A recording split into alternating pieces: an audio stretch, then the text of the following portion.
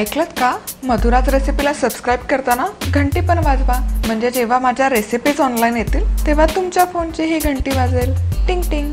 नमस्कार, मी मधुराज रेसिपी मराठीमध्ये तुम्हा सर्वांचं खूप खूप खूप मनापासून स्वागत. आता ही येळवणी करण्यासाठी किंवा येळवणीची आमटी करण्यासाठी आपल्याला कांदा आणि खोबरं भाजून घ्यायचंय.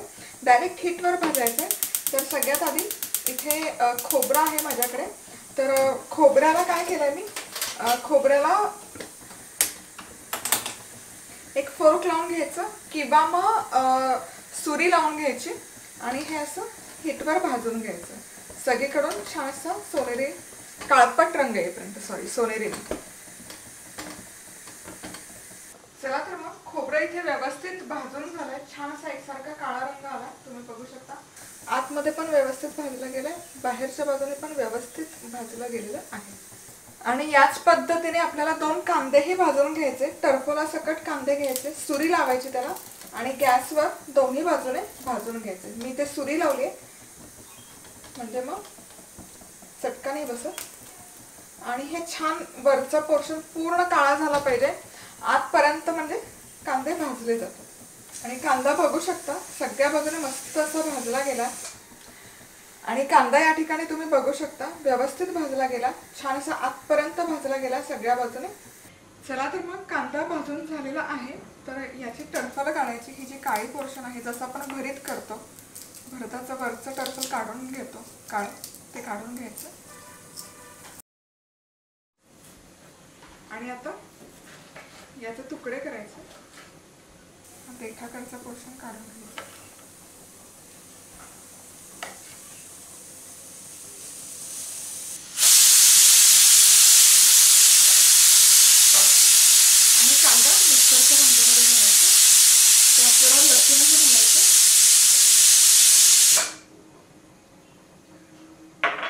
हे जे खोबरं भाजून घेतलंय हे सगळं नाही लागणार, पण यातला काही पोर्शन मी घेते. 1/4 बास होईल भाजलेलं खोबरं.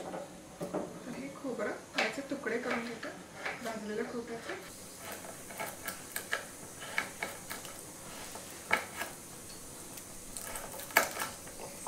आणि हे पण आपण मिक्सरच्या भांड्यात घेऊया.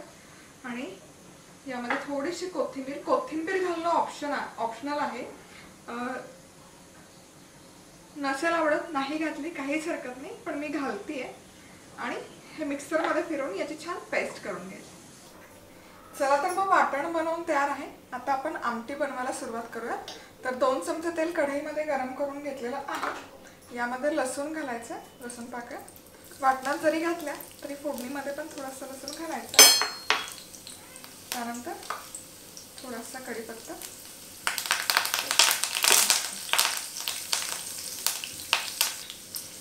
आणि लसूण हलकासा परतून झाला की यामध्ये हे वाटण बनवलेलं घालायचं.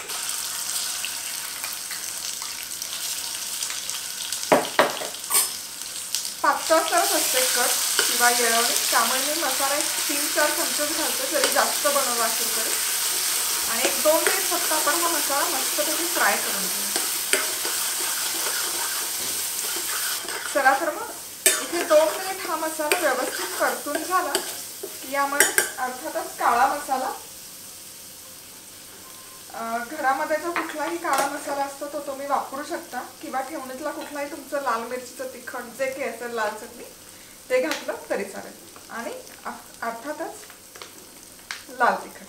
तर ही मी बेडगी मिरची वापरते, रंग छान येतो. मधुराज रेसिपीचे मसाले आहेत हेच वापरले पाहिजे असं काही नाही. मधुराज रेसिपी मसाले कॉन्टेस्टमध्ये भाग घेण्यासाठी अमेझॉनवरून मसाले ऑर्डर करा. मसाले कसे ऑर्डर करायचे आणि कुठून ऑर्डर करायच्या दोन्हीही लिंक खाली डिस्क्रिप्शन बॉक्समध्ये आहेत. मसाले ऑर्डर केल्यावर ऑर्डर नंबर कमेंटमध्ये कळवा किंवा मग madhurajrecipe@gmail.com वर पाठवा. 3 लकी विनर्स निवडण्यात येतील आणि त्यांना मधुराज रेसिपीचं पुस्तक, एक सिक्रेट भेटवस्तू आणि सिक्रेट मसाला पाठवण्यात येईल. आता हे मसाले घातल्यानंतर काळा मसाला आणि लाल तिखट 2 मिनिट आपण हा मसाला मस्तपैकी परतून घेऊ.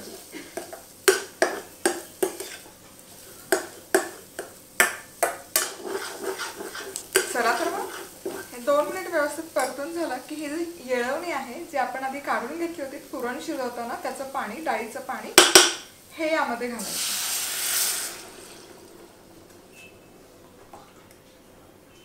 थोडंसं पाणी, कन्सिस्टन्सी ॲडजस्ट करणार इतकं. मीठ घालूया.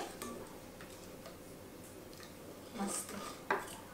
आणि अर्थातच कुठलीही आपण करीची भाजी करतो तेव्हा तिला छान उकळून घेतो, म्हणजे तो मसाल्यांचा स्वाद खूप छान उतरतो.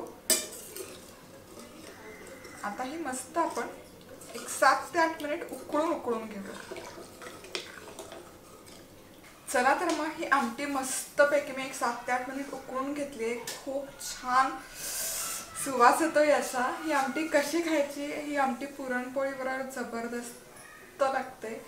वरपून प्यायला पण याची चव खूप छान लागते. रंग आणि टेक्स्चर बघू शकता, खूप छान आलं याचं.